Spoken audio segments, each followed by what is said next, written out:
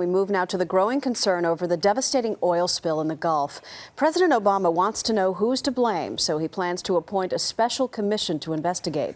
This as balls of tar wash up on the Florida Keys. CBS News correspondent Kelly Kobiella is in Venice, Louisiana with more this morning. Kelly, good morning. Good morning, Maggie. BP here in Venice, Louisiana is now shifting its focus to plugging this well later this week.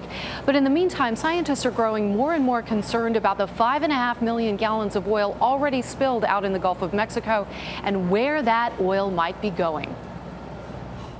The oil spill is hundreds of miles from the Florida Keys, yet scientists worry the toxic brew could reach Florida and beyond, carried on the powerful loop current. The fast-moving stream of water loops through the Gulf and along Florida's west coast.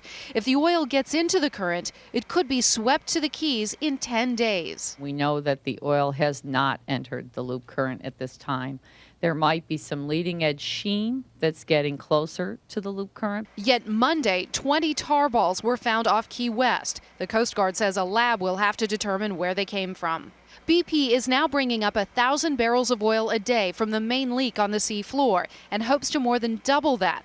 They're spraying a chemical dispersant on the rest, hoping to break it up before it reaches the surface.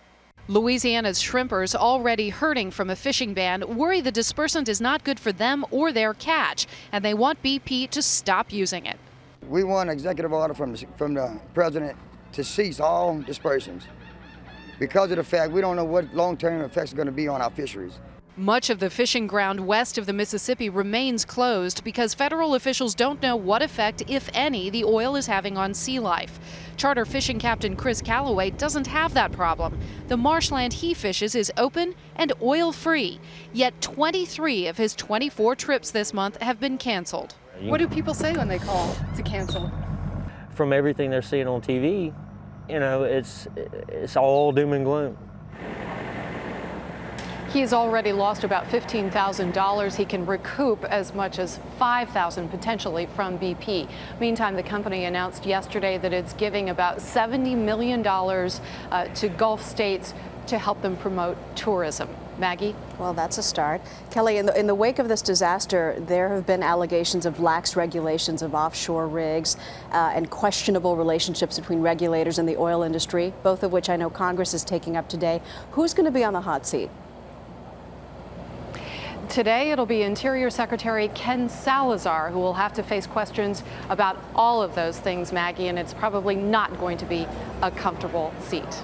We will watch that and bring everybody up to date tomorrow. Kelly Kobiella, thank you, Kelly.